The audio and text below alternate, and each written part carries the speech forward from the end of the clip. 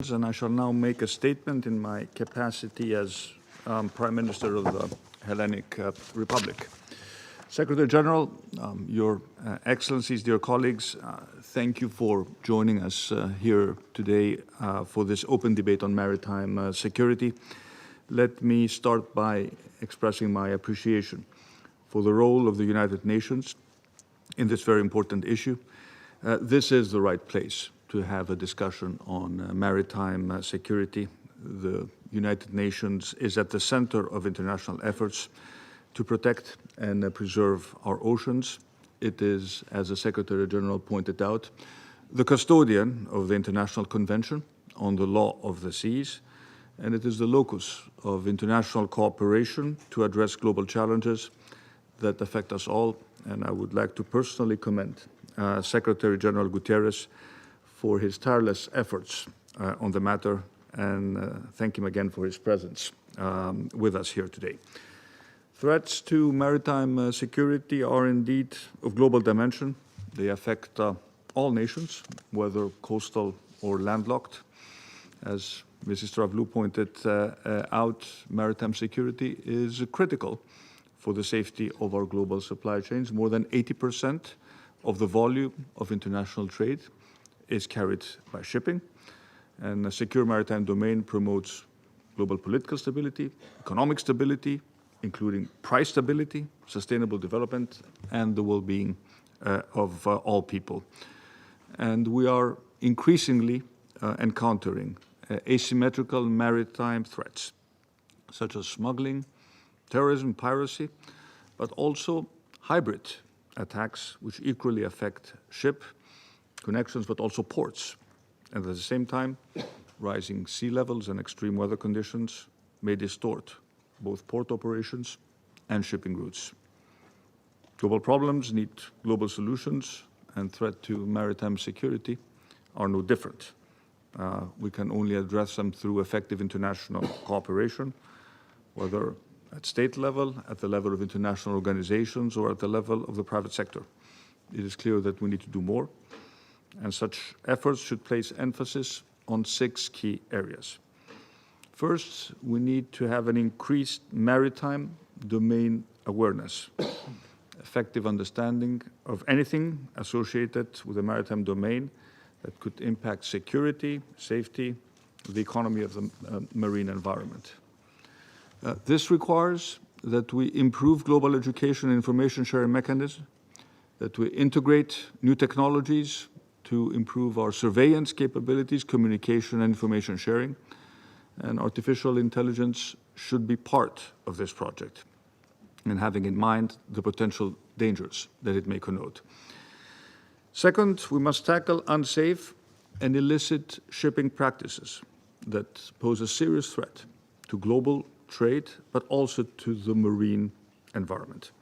These include fraudulent activities related to registration in the maritime sector, substandard shipping, sanctions, evasion, but also phenomena such as shadow fleets, to which Greece, my country, shows no tolerance.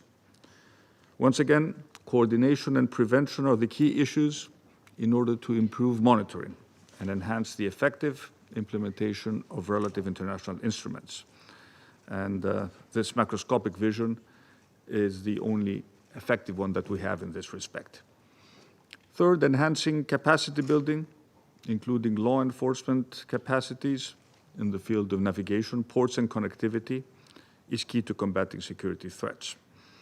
The Secretary General referred to the situation in the Red Sea during the last years is a typical case of a serious maritime threat that may reasonably result in the increase of prices for essential goods, and this is something that affects all of us. And collective action in these cases is inevitable. My country's strong engagement in the matter is demonstrated by the leading role Greece has assumed in the EU naval operation Aspides, but also in the operations Atalanta and Irini.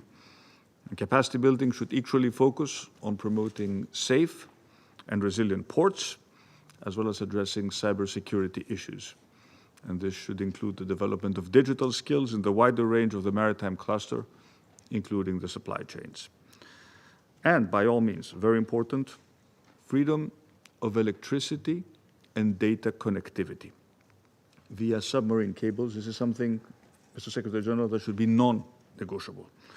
And for this is a prerequisite for a diversified, high quality, affordable energy and data connectivity. This is a critical issue for the entire world. The fourth, the reinforcement of the legal framework is again essential. In this respect, the United Nations Convention on the Law of the Sea, UNCLOS, sets out the basis for global governance at sea in order to address current but also emerging security threats. UNCLOS basically reflects international customary law and must be altogether respected. We also need to further enhance the work of the International Maritime Organization, the IMO, especially with reference to international rulemaking and the protection of the seas. More effective coordination is required for the various offices currently operating under the auspices of the United Nations, as Mr. Büger pointed out. Fifth, the environmental dimension, which is also a security challenge. The implications of climate change and environmental degradation multiply existing threats and have a wider effect on global stability. We must work to counter marine pollution and the environmental risks to our security posed by illegal dumping, discharges, anthropogenic emissions in violation of international standards. And the salvage of the tanker Sunion in the Red Sea last year was a case in point, one which prevented a huge environmental but also humanitarian catastrophe, highlighting the global dimension of maritime security and its far-reaching repercussions. And last year we hosted in Athens the 9th Our Ocean Conference, whereby more than 100 delegations made over 400 pledges exceeding $10 billion in value. And six, we should not disregard the need to enhance the protection and security of the 2 million seafarers who secure international maritime transport and uninterrupted operation of global trade. As an old maritime motto underlines, without them, half of the world would freeze and half of the world would starve.